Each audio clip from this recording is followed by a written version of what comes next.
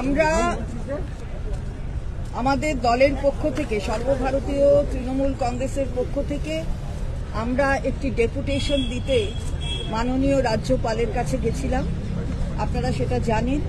এবং যে ঘটনা, মর্মান্তিক ঘটনা উত্তর দিনাজপুরের চোপড়ায় ঘটেছে, দাসপাড়া গ্রাম পঞ্চায়েতে 4টি শিশুর মৃত্যু, এত মর্মান্তিক ঘটনা যে সেটা হৃদয় বিদারক সকলেরই। এবং এখানে বিএসএফ এর নিষ্ক্রিয়তা দেখা গেছে, তাদের নেগলিজেন্স দেখা গেছে, তারা সতর্ক করেনি গ্রামবাসীদের, সেটা আমরা দেখেছি। এবং যার ফলে 4টে বাচ্চা জীবন্ত প্রায় কবর দেওয়ার মতন হয়েছে। কারণ জেসিবি যেই ফাংশন করতে শুরু করেছে, সমস্ত বাচ্চাগুলো যারা পড়ে গিয়েছিল তাদের ওপর মাটি এসে পড়েছে। ফলে যখন নিয়ে গেছে হাসপাতালে তাদের মৃত ঘোষণা করা হয়েছে।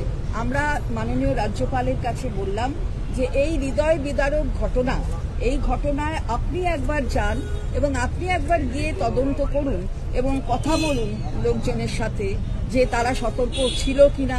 বিএসএফ এই কনস্ট্রাকশনটা ইললিগালি করছিল পারমিশন না নিয়ে। এই ঘটনাগুলো আপনি মাননীয় কেন্দ্রীয় স্বরাষ্ট্রমন্ত্রীর কাছেও বলুন এবং আপনি নিজে গিয়ে এটা সকলের সাথে কথা বলুন। আমরা কথা বললাম ওনাকে যে আপনাকে আমরা দেখেছি যে আপনি যারা আপনার কাছে আসে অভিযোগ নিয়ে আপনি সেখানে চলে যান।